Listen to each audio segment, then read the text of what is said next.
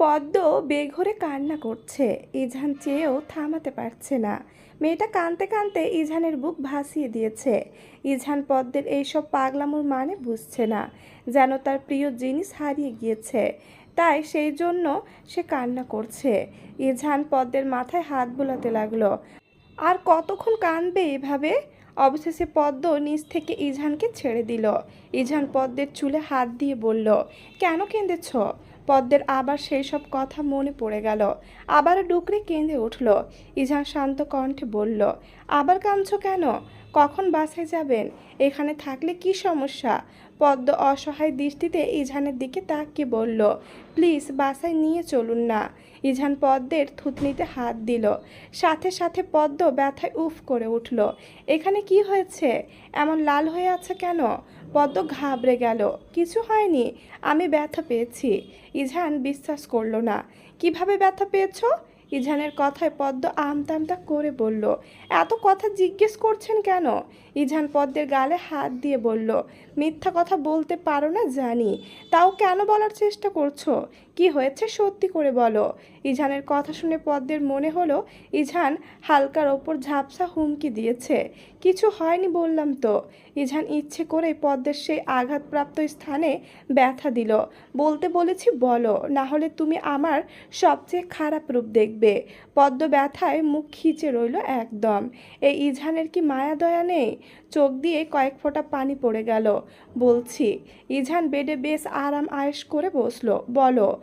পদ্ম ভয়ে ভয়ে মুখ খুলছে তো আবার খুলছে না। এই অবস্থা। তার ভয় লাগছে, যদি ইজান ওই মেয়েকে ধরে, সে যদি আবারও পদ্মের সাথে এমন করে। পদ্মকে চুপ থাকতে দেখে ইজান জোরে সোরে ধমক দিল, অভদ্রতা বেশি হচ্ছে বোধহয়। পদ্ম ঈষৎ কেঁপে উঠল। বলছি, আমি যদি উঠি তাহলে খারাপ হয়ে যাবে খুব। পদ্মের মুখ মলিন হয়ে গিয়েছে। ওই দিন আপনার পাশে একটা মেয়ে বসতে চেয়েছিল না? আরে প্রথম আমি যখন আপনার বাসায় গেলাম তখন একটা মেয়ে এসেছিল। আমি আসলে নামটা জানি না। ইজান বুঝলো পদ্ম সানায়ার কথা বলছে। হ্যাঁ, কি হয়েছে? ও কিছু বলেছে তোমাকে? পদ্মের চোখে আবার পানি চলে আসলো। উনি আমাকে এমন করেছেন। সকালে নাস্তা করার পর আপনি যখন বাইরে গিয়েছিলেন তখন আপুটা রুমে আসে। আমি বুঝতে পারিনি। উনি এসেই আমার মুখ চেপে ধরে। দ্রুত ঘটে যাওয়া ঘটনা আমি বুঝতে পারছিলাম না। তারপর আপুটা কাচের গ্লাস দিয়ে আমাকে আঘাত করে। আমি তো কিছুই বুঝছিলাম না কেন উনি এমন করছেন। তারপর আবার কি যেন বললেন আমার জন্য নাকি আপনি আপুকে পাত্তা দেননি। আবার এটাও বলেছে আমি যেন আপনাকে কিছু না বলি। এরপর উনি চলে যায়। আপনি দয়া করে ওনাকে কিছু বলবেন না। আমাকে আপনি আমাদের গ্রামে দিয়ে আসুন, ওখানে আমি খুব ভালো থাকবো। বলে পদ্ম কাঁদতে শুরু করলো। ইজানের চল শক্ত হয়ে এলো।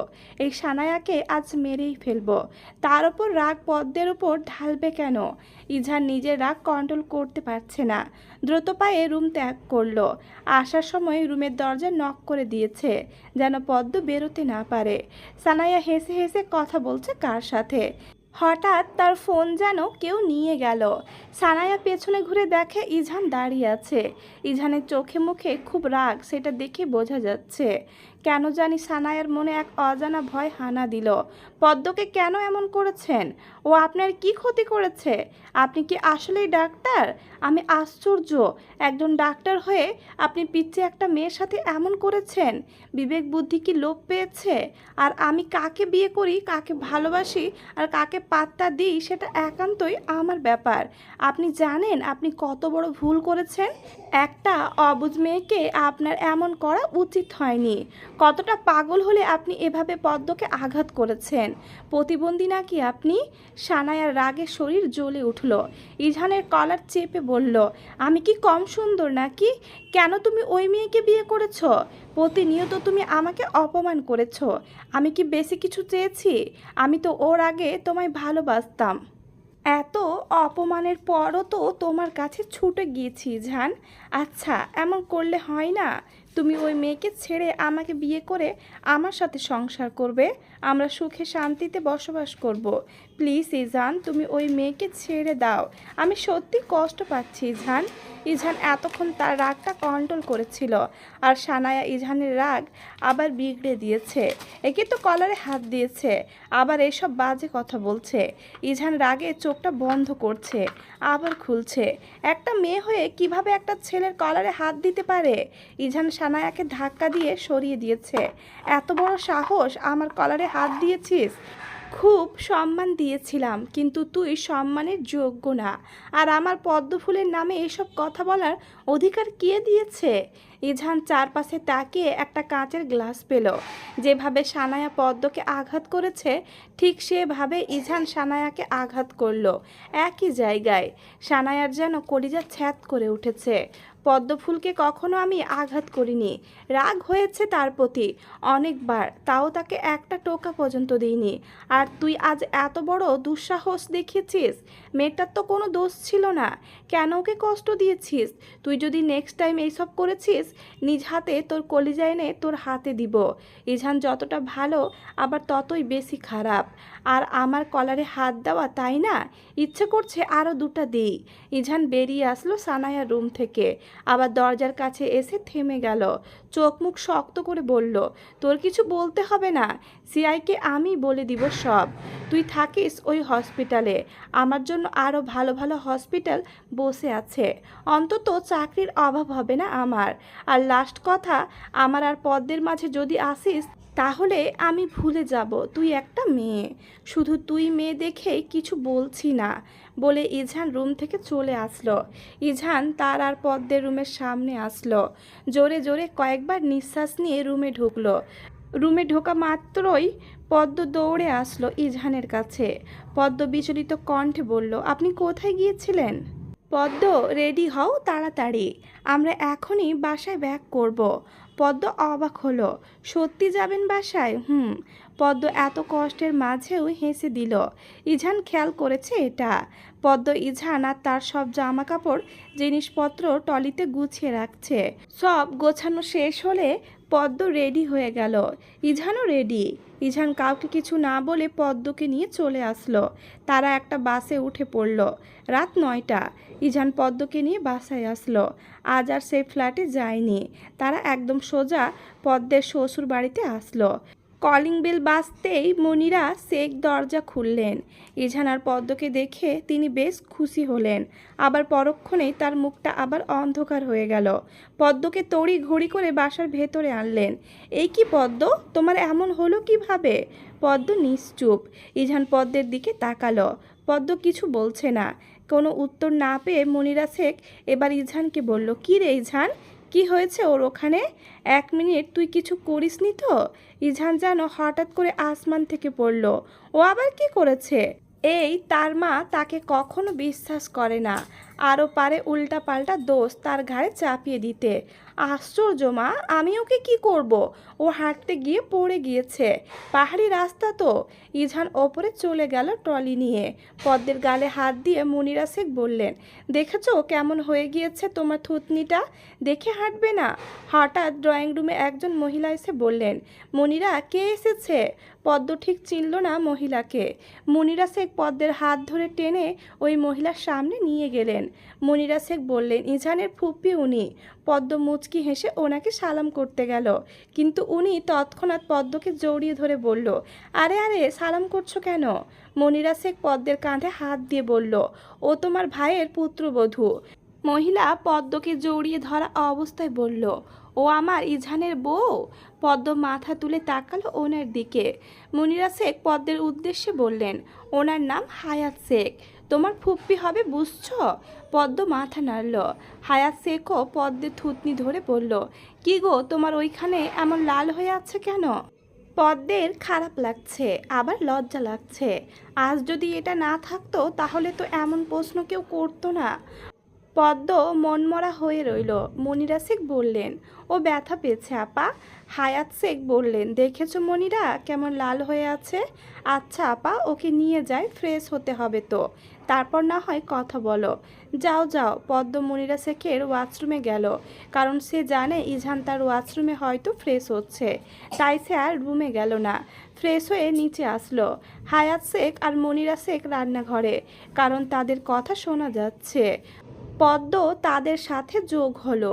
মুনিরা শেখ রান্না করছেন, পদ্ম আর হায়াত শেখ কথা বলছে। ইজহান দেখলো পদ্ম রুমে আসছে না, তাই নিচে আসলো। সোজা রান্নাঘরে এসে বলল, কি ব্যাপার পদ্ম, রুমে আসোনি কেন? পদ্ম হকচকিয়ে গেল। ইজহান একেবারে রান্নাঘরের দরজার পাশে দাঁড়িয়ে আছে। ইজহানকে হায়াত শেখ বলে উঠলেন, শুধু বইয়ের খবর নিলে হবে? এই যে বুড়ি ফুপ্পিটা দাঁড়িয়ে আছে তার খবর তো একবারও নিলে না। বুঝলে মুনিরা, তোমার ছেলে বিয়ের পর পাল্টে গিয়েছে, এখন আর তার একমাত্র ফুপির খবর নেয় না। ইজহান হায়াত শেখকে জড়িয়ে ধরে বলল, তুমি তো ভালোই আছো দেখছি, কিন্তু আমার বউ তো ভালো নেই, দেখছো না ব্যথা পেয়েছে, একটু ট্রিটমেন্ট করতে নিয়ে যায়। ইজহানের কথায় মনিরা শেখ আর হায়াত শেখ একসাথে হেসে উঠল। যাও, বইয়ের সেবা করে আবার নিচে পাঠিয়ে দিও। ইজহান পদ্মের হাত ধরে টেনে ওপরে নিয়ে আসলো। পদ্ম তো লজ্জায় শেষ। ছি, এই ইজহান ভালোই পারে লজ্জা দিতে। রুমে আসার সাথে সাথে পদ্ম ইজহানের হাত ছেড়ে দিল। ইজহান ডয়ার থেকে একটা মলম নিল। পদ্ম কোমরে হাত দিয়ে বলল, আপনি এত বাজে কথা বলেন কেন? মার ফুপ্পি কি ভাবছে বলুন তো, নির্লজ্জ কোথাকার। ইজহান পদ্মের থুতনিতে মলম লাগাতে লাগাতে বলল, কে কি ভাবছে বা ভাববে সেটা নিয়ে ইজহানের মোটেও আপত্তি নেই, ভাবলে সমস্যা কোথায়?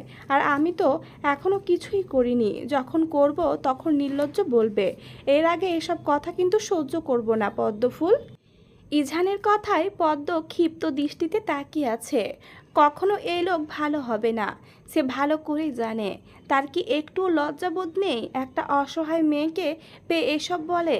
ইজহান পদ্মের মলম লাগানো শেষ করে আবার জায়গা মতো মলম রেখে দেয়। শোনো, এটা আবার লাগিয়ে নিও, প্রত্যেকবার যে আমি লাগিয়ে দিব সেটা ভেবো না।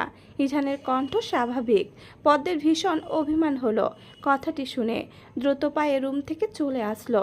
নিচে হায়াত শেখ আর মনিরা শেখ বসে কথা বলছেন। পদ্ম তাদের কাছে গেল। পদ্মকে দেখে হায়াত শেখ বললেন, কি গো, তোমার বরের সেবা শেষ হয়েছে? পদ্ম সৌজন্যবোধক হাসি দিল, তবে কিছু বলল না।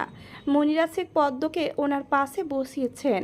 মনিরা শেখ পদ্মের চিবুক ধরে বলল, পরের বার দেখে শুনে হাঁটবে, বড় হয়েছ, বিয়ে হয়েছে, সব দিকেই খেয়াল রাখতে হবে।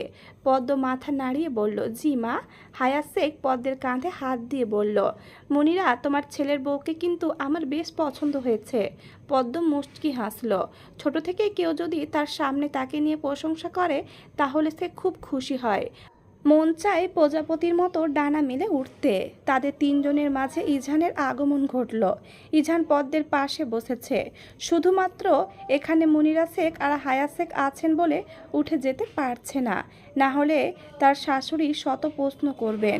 ইচ্ছে করছে উঠে যেতে, পরিস্থিতি এমন যে সে উঠতে পারছে না।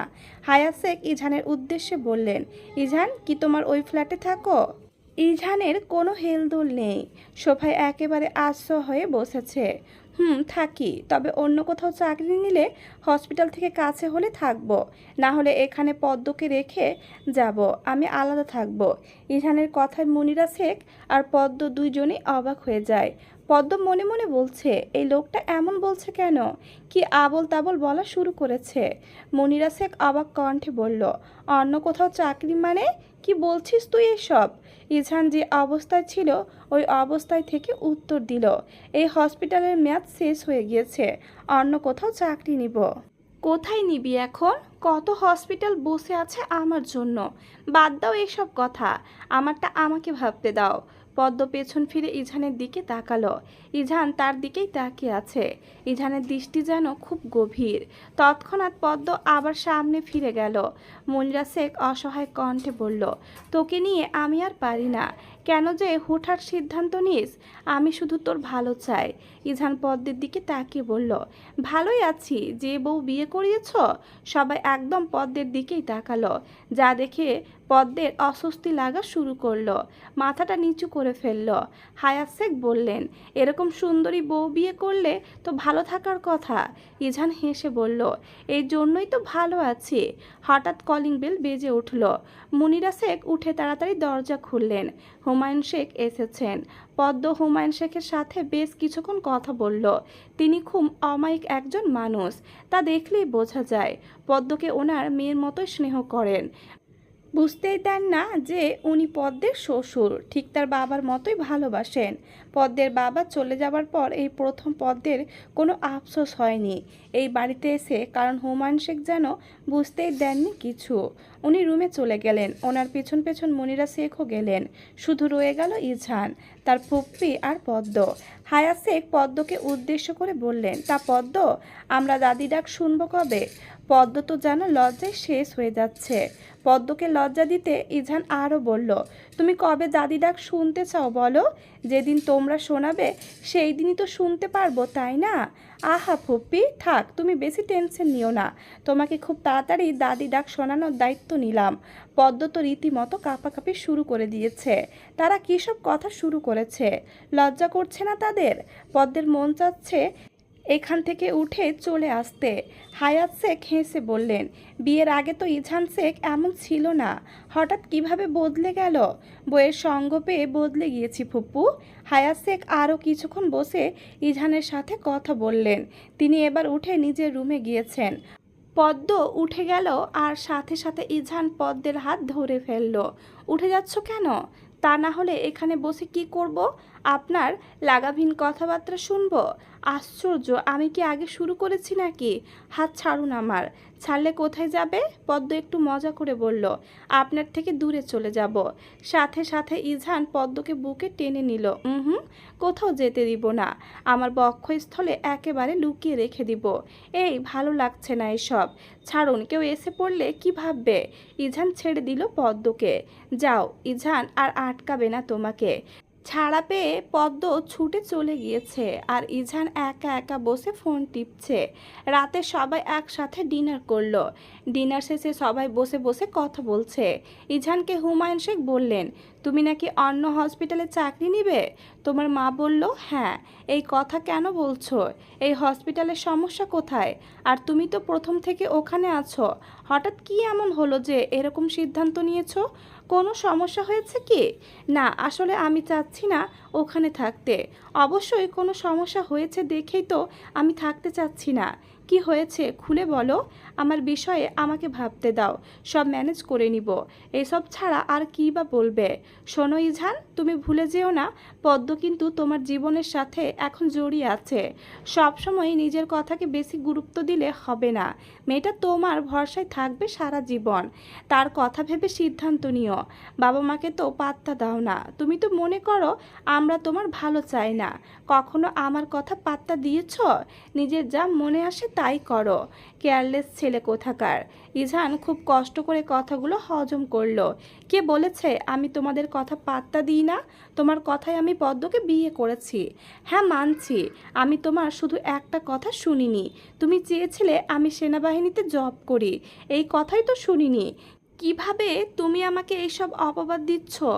এমন না তো তোমাদের কোনো কথা আমি কখনো পাত্তা দিই না। আর পদ্ম, তাকে কি আমি অসুখে রেখেছি? ওই হসপিটাল থেকে আরও ভালো হসপিটালে চাকরি করব। কেন ওই হসপিটালে থাকবো না সেটা নিয়ে আর যেন কেউ মাথা ঘামায় না। এইসব কথা শুনতে পারি না আমি। আর কি বলেছ? কেয়ারলেস ছেলে। কোন ভিত্তিতে এটা বলেছ? কি এমন করেছি তোমার সাথে যে তুমি আমাকে এরকম উপাধি দিয়েছ? আমি বাচ্চা ছেলে না যে এইসব কথা মেনে নিব। যদি নেক্সট টাইম এসব কেউ আমাকে বলে, আমি কিন্তু এইসব শোনার জন্য বসে থাকবো না। ইজান হন করে চলে গেল ওপরে। পদ্ম ভয়ে চুপসে গিয়েছে। কখনো ইজানকে এভাবে কথা বলতে দেখেনি সে। তার জন্যই তো এসব হচ্ছে। মাথা কাজ করছে না। যদি বাসায় সবাই জেনে যায় তার জন্য ইজান এমন করেছে, তাহলে তো সবাই তাকে ভুল বুঝবে। অনুশোচনায় পদ্মের চোখ দিয়ে পানি পড়ছে। আবার কেউ দেখে ফেলার আগেই মুছে ফেলছে। হুমায়ুন শেখ রেগে বললেন, এই ছেলে সব সময় এমন করে।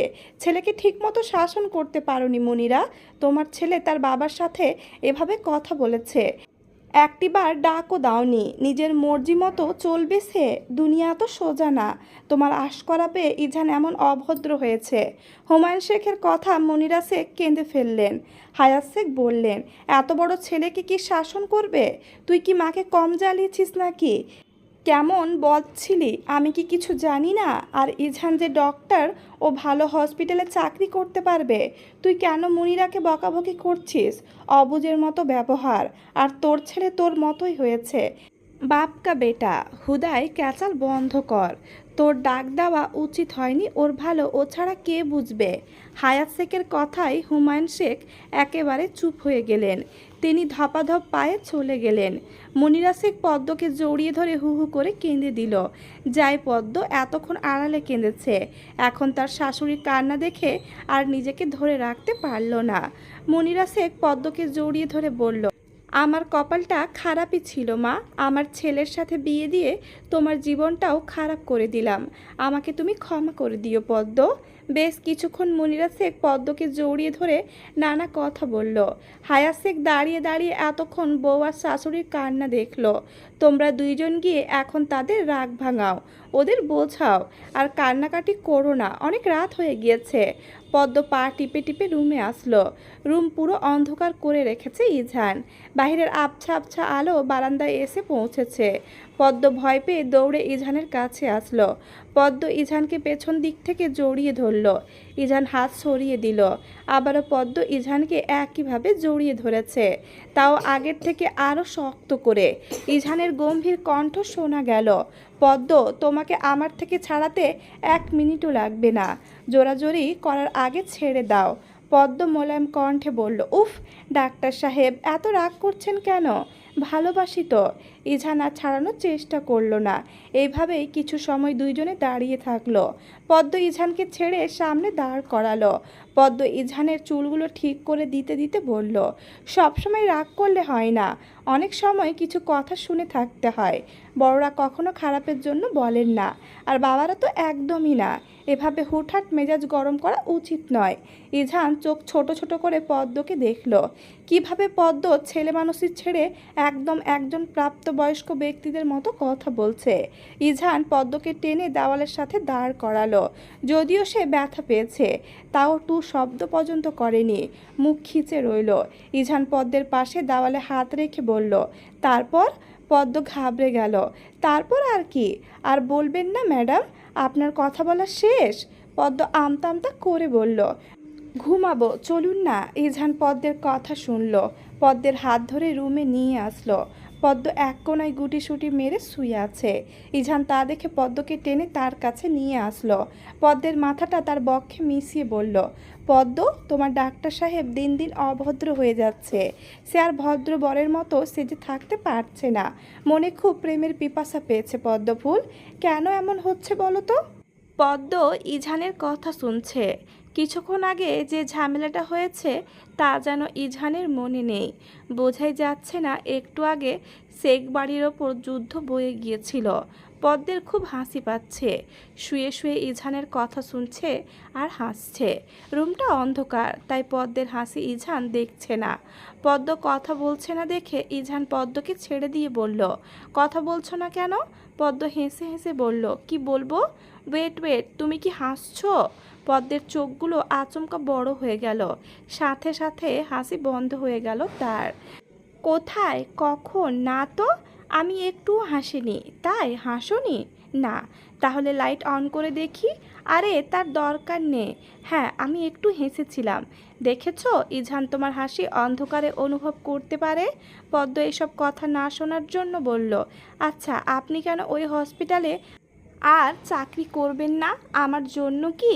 ইজহান গম্ভীর কণ্ঠে বলল, জি, সেই জন্যই করব না। আচ্ছা আমি বলি কি, আপনি ওই হসপিটালে চাকরিটা করুন। এভাবে তো হয় না। ইজহান পদ্মকে পুরো কথা শেষ করতে দিল না, তার আগেই চুপ করিয়ে দিল। তোমার কোনো রকম কথা এই বিষয়ে শুনতে চাই না। যখন তুমি আমার জীবনে ছিলে না, আমার সব সিদ্ধান্ত আমি একাই নিয়েছি। যদি আমার সাথে ঝামেলা না করতে চাও তাহলে আর কথা বলবে না এগুলো নিয়ে। পদ্ম একেবারে চুপসে গেল। এত তেড়া সে কখনো দেখেনি। এঝান অন্যদিকে ফিরে শুয়ে পড়ল। পদ্ম পেছন থেকে জড়িয়ে ধরেছে। ইঝান নিজেও ধরল। আবার কিছু বলল না। সকাল ৯টা। ইঝানের ঘুম ভেঙেছে। ঘুম থেকে উঠে পদ্মকে পাশে পেল না সে। ভালো করে জানে পদ্ম এখন থাকবে না। নিশ্চয় নিচে মুনিরা শেখ আর হায়াত শেখের কাছে গিয়েছে। ইঝান উঠে ফ্রেশ হতে গেল। তারপর চশমা পরে ফিটফাট হয়ে নিচে নেমেছে। পদ্ম মুনিরা শেখের সাথে নাস্তা বানাচ্ছে আর ইঝান তার ফুপ্পির সাথে কথা বলছে বসে বসে। মুনিরা শেখ পদ্মকে বলছে ইঝানের জন্য নাস্তাটা নিয়ে যেতে। পদ্ম তাই করলো। ইঝানের নাস্তাটা টেবিলে রেখে আসলো। খেতে আসুন। ইঝান উঠে নাস্তা করতে গেল। পদ্ম সাথে দাঁড়িয়ে আছে। ইঝান পদ্মের হাত ধরে বলল, তুমি নাস্তা করেছ? পদ্ম মাথা নাড়িয়ে বলল, হ্যাঁ করেছি। ইঝান পরোটা মুখে দিয়ে বলল, আমাকে ছাড়াই খেয়ে নিলে? পদ্ম ইঝানের দিকে অসহায় দৃষ্টিতে তাকিয়ে বলল, মার ফুপি জোর করছিল। আচ্ছা সমস্যা নেই। ইঝান নাস্তা শেষ করে উঠে চলে গেল ওপরে। পদ্ম রান্নাঘরে মুনিরা শেখ আর হায়াত শেখের কাছে দাঁড়িয়ে আছে। সে আর ওপরে যায়নি, নিচেই তাদের সাথে দাঁড়িয়েছিল। ঘড়িতে 12টা বাজে। ইঝান তাকালো ঘড়িতে। পদ্ম এখনো পর্যন্ত রুমে আসেনি। ইঝানের খুব রাগ হলো। পদ্ম একবারও রুমে আসলো না। অবশেষে দীর্ঘ সময়ের পর পদ্ম রুমে আসলো। ইঝান ফোনে কথা বলছে। পদ্ম তাড়াতাড়ি ওয়াশরুমে ঢুকলো। একেবারে গোসল করে বের হলো। ইঝান বারান্দায় দাঁড়িয়ে আছে গ্রিল ধরে। যেন দেখে মনে হচ্ছে কত কষ্টে আছে। পদ্ম পেছন থেকে ইঝানকে দেখছে। গালে সেই দাড়ি আর চশমা ছাড়া আর কিছুই দেখা যাচ্ছে না। রুমে আয়নার সামনে দাঁড়িয়ে পদ্ম চুলগুলো তোয়ালি থেকে খুলে দিল। ইঝান পদ্মের পাশাপাশি এসে দাঁড়িয়েছে। পদ্ম সোজাসুজি ইঝানের দিকে না তাকিয়ে আয়নায় দেখছে। ইঝান পদ্মের ভেজা চুলে হাত দিয়ে বলল, এত তাড়াতাড়ি গোসল করেছো কেন? এমনি করে ফেলেছি। রুমে আসোনি কেন একবারও? পদ্ম ইঝানের দিকে তাকিয়ে বলল, আসলে কি হতো? ইঝান মজা নিতে বলল, আদর দিতাম। সারাদিন এগুলোই ভাবেন তাই না? না, তোমাকে যখন দেখি তখনই ভাবি, বুঝেছো সুন্দরী? একবার ম্যাডাম, একবার পদ্ম ফুল, আর একবার সুন্দরী। এত নামে ডাকেন কেন? ভালোবেসে ডাকি। তুমি তো ছোট্ট মানুষ, তাই বুঝো না আমার ভালোবাসা। ভালোবাসার কথা শুনেই পদ্ম হেসে দিল। তাই কতটুকু ভালোবাসেন? ভালোবাসা পরিমাপ করা যায় না। আমি চাই না পরিমাপ করতে। পদ্ম হেসে দিল। পদ্ম, তোমার ভেজা চুলে একটা চুমু দিই? পদ্ম মনে মনে বলল। সব তো করে, আবার অনুমতিও নেয়। পদ্ম কিছু বলছে না। পদ্ম বুঝে ওঠার আগে পদ্মকে টেনে তার ভেজা চুলে একটা চুমু এঁকে দিল। এখন তো অনুমতি নিচ্ছি, পরে এটাও নিব না। পদ্ম দৌড়ে নিচে আসলো। ইস, লোকটার সামনে 1 মিনিটও থাকা যায় না। কিছু না কিছু বলে তাকে লজ্জা দিবে ইঝান। দিন দিন বয়স হচ্ছে আর নির্লজ্জ হচ্ছে। বিকেল 5টা। ইঝানের হসপিটালের শিয়ায় রাশেদুল ইসলাম এসেছে শেখ ভিলায়। তিনি বসে চা খাচ্ছেন, কিন্তু ইঝান এখনও আসছে না। হুমায়ুন শেখ তার পাশের সোফায় বসেছেন। যখন থেকে রাশেদুল ইসলাম জেনেছে ইঝান কাউকে কিছু না বলে তার স্ত্রীকে নিয়ে সাজেক থেকে চলে এসেছে, তখন থেকেই তিনি ভেবে রেখেছেন ইঝানের সাথে সরাসরি কথা বলবে। কখনো ইঝান এমনটা করেনি।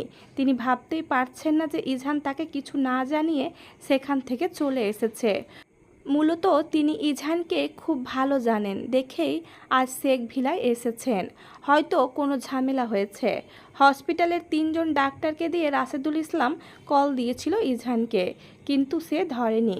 বুঝেছে কিছু একটা হয়েছে, কারণ ইঝান কখনো এমনটা করেনি। যতবার হসপিটাল থেকে ঘুরতে যেত, সে কোনো সমস্যা হলে সর্বপ্রথম রাশেদুল ইসলামকে জানাতো। ইঝানের এমন কাণ্ডে রাশেদুল ইসলাম অবাক প্রায়। মুনিরা শেখ পদ্মকে ওপরে পাঠিয়েছেন ইঝানকে নিচে নিয়ে আসার জন্য। যেহেতু ইঝান ঘুমাচ্ছে, তাই পদ্ম ইঝানকে ডাকতে গিয়েছে। পদ্ম ইঝানের হাত নাড়িয়ে বলল, শুনছেন? ইঝানের দিক থেকে কোনো সারা শব্দ নেই। পদ্ম আবারও ডাকলো ইঝানকে। ইঝান হকচকিয়ে উঠে বসে পড়েছে। আসলে আপনার হসপিটালে শিয়ায় এসেছেন। ইঝান চুলে হাত দিল। আমার চশমা দাও। পদ্ম তড়ি ঘড়ি করে চশমা দিল ইঝানের। ইঝান নিচে যাওয়ার আগে পদ্ম তাকে উদ্দেশ্য করে বলছে, উনি যদি চান আপনি হসপিটালে ফিরে যান তাহলে তাই করবেন। না হলে আমি কিন্তু গ্রামে চলে যাব। ইঝান চোখ মুখ শক্ত করে বলল, এর উত্তর আমি পরে এসে দিব। ইঝান নিচে এসে বসে আছে। রাশেদুল ইসলাম ইঝানকে এই পর্যন্ত 3বার জিজ্ঞেস করেছে কেন সে কাউকে কিছু না বলে চলে এসেছে।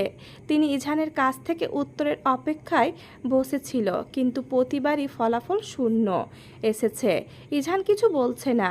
ইঝানের কিছু না বলার কারণ হচ্ছে এখানে হুমায়ুন শেখ বসে আছেন। তার বাবার সামনে এই কথা কোনো মতেই বলা যাবে না। রাশেদুল ইসলাম আবারও বলল, দেখো ইঝান, আমি তোমাকে সবার থেকে আলাদা ভাবি। সব কিছুতেই তোমাকে গুরুত্ব দিই বেশি। এই পর্যন্ত তোমাকে কয়েকবার জিজ্ঞেস করেছি কেন এভাবে না বলে চলে এসেছো, কিন্তু তুমি কোনো কিছুই বলছো না। এসব তোমার থেকে আশা করতে পারছি না ইঝান। ইঝান উঠে দাঁড়ালো। স্যার, আমি আপনার সাথে পার্সোনালভাবে কথা বলতে চাই। আমার রুমে আসলে ভালো হয়। রাশেদুল ইসলাম ইঝানের সাথে তার রুমে গেল। স্যার, আপনার হসপিটালের সিনিয়র ডক্টর সানায়া সাহারিনের ব্যবহারে আমি খুবই লজ্জিত। রাশেদুল ইসলাম অবাক হলেন, কারণ ওনার জানা মতে ইঝান আর সানায়ার মধ্যে খুব ভালো একটা সম্পর্ক ছিল। মানে বুঝছি না ইঝান, খুলে বলো সব। আসলে স্যার, সানায়া ম্যাম আমাকে পছন্দ করত। তার পছন্দের আকার ভিন্ন ছিল। আশা করি বুঝছেন কিসের কথা বলছি। আমার বিয়ে হয়েছে, উনি সেটা জানেন। তারপরও তিনি মেনে নিতে পারছেন না। আমি মিথ্যা বলবো না, আমি ওনাকে অপমান করেছি। প্রত্যেক পদে পদে তাকে বুঝিয়েছি আপনাকে মেনে নিতে হবে, আমি বিবাহিত। হসপিটালে থাকাকালীন সময়ে তিনি ব্রেক টাইমে আমার সাথে এসে এসব কথাই বলতেন। একটা মেয়ের সাথে আমি কিভাবে কথা বলি বা ঠিক তাদের কি নজরে দেখি সেটা আপনি ভালো জানেন স্যার। উনি আমার স্ত্রীর সঙ্গে সবচেয়ে নিকৃষ্ট ব্যবহারটা করেছেন। কাচের গ্লাস দিয়ে পদ্মকে আঘাত করেছে শুধুমাত্র আমি বিয়ে করেছি বলে। এটা মেনে নিতে পারেননি বলে এত বাজেভাবে পদ্মকে আঘাত করে। একজন সিনিয়র ডাক্তার হিসাবে কিভাবে কাজটা করতে পারেন? হয়তো ভবিষ্যতে দেখা যাবে উনি আপনার হসপিটালের কোনো পেশেন্টকে মেরে ফেলেছেন। এটাও সত্য যে আমি ওনাকে আঘাত করি ঠিক একইভাবে। চাইলে অনেক কিছু করতে পারতাম, তবে আমার মান সম্মান আছে। আমি মেয়েদের সম্মান করি বলেই আমি শুধু ওনাকে বোঝাতে চেয়েছিলাম কাউকে ব্যথা দেওয়ার আগে ভেবে চিন্তে দেওয়া উচিত। আমার মনে হয় ওনার জ্ঞান বুদ্ধি সব টাটা বাই বাই করে চলে গিয়েছে। ওনার তো প্রাপ্ত বয়স হয়েছে, ওনাকে এইসব কাজকর্মে মানায় না। স্যার, এখন যদি আপনার মনে হয় আপনি আমাকে আপনার হসপিটালে রাখবেন না, তাহলে আমার কোনো রকম অভিযোগ নেই। তবে এই আবদার করতে পারবেন না যে আমি ওইখানে থাকব, আবার সানায়া ম্যামও ওইখানে থাকবে। এটা হলে আমি আগেই দুঃখিত। রাশেদুল ইসলামের যেন সানায়ার প্রতি এক সমুদ্র পরিমাণ ঘৃণা জন্মেছে। তিনি ভাবতেও পারেননি যে সানায়া এমন একটা কাজ করবে। এরকম ডক্টর থাকার থেকে না থাকাই ভালো। আমি বরাবরের মতো চাই তুমি থাকো আমার হসপিটালে। আশা করি না করবে না। ইঝান রাশেদুল ইসলামের দিকে তাকিয়ে বলল, তাহলে সানায়া ম্যাম, ওর মতো ডক্টর আমার হসপিটালে থাকলে আমার মান সম্মানই যাবে। কাল থেকে যেন তোমাকে আমি হসপিটালে দেখি। ইঝান হেসে বলল, জি স্যার। রাশেদুল ইসলাম চলে গেলেন। পদ্মের এতক্ষণ মন উৎসুক করছিল কখন রুমে যাবে আর ইঝানের থেকে শুনবে কি হয়েছে। রাশেদুল ইসলাম যাওয়ার পরপরই ইঝান রুমে এসেছে আর পেছন পেছন পদ্মও দৌড়ে চলে এসেছে। পদ্ম উপরে দৌড়ে এসে হাঁপিয়ে গিয়েছে, বুকে হাত দিয়ে জোরে জোরে শ্বাস নিচ্ছে। ইঝান পদ্মকে এই অবস্থায় দেখে অস্থির হয়ে বলল, কি হয়েছে পদ্ম? খারাপ লাগছে তোমার? এভাবে হাঁপাচ্ছ কেন? পদ্ম কিছুক্ষণ পর স্বাভাবিক হলো। ইঝানের হাত ধরে বলল, উনি যে এসেছেন, কি বলেছে? কাল থেকে ওই হসপিটালেই যাব। কিন্তু তুমি এভাবে হাঁপাচ্ছিলে কেন? আরে ওই যে দৌড়ে এসেছি সেই জন্য। ইঝান পদ্মের দুটো হাত পেছন দিক থেকে তার এক হাত দ্বারা আবদ্ধ করে বলল, তখন কি বলেছ? কখন কি বলেছি? ইঝান সন্নিহান দৃষ্টিতে পদ্মের দিকে তাকিয়ে বলল, তুমি বলনি গ্রামে চলে যাবে? পদ্ম ঘাবড়ে গেল। অপ্রত্যাশিত হাসি দিয়ে বলল, আমি তো মজা করেছিলাম। এবার মজা করার দাম দাও। যতবার মজা করবে ততবার এই ধরনের শাস্তি পাবে। ইঝান পদ্মকে টেনে সম্পূর্ণ তার সাথে মিশিয়ে নিল। একেবারে পদ্মের উষ্টে গভীরভাবে তার উষ্ট মিলিয়ে দিল।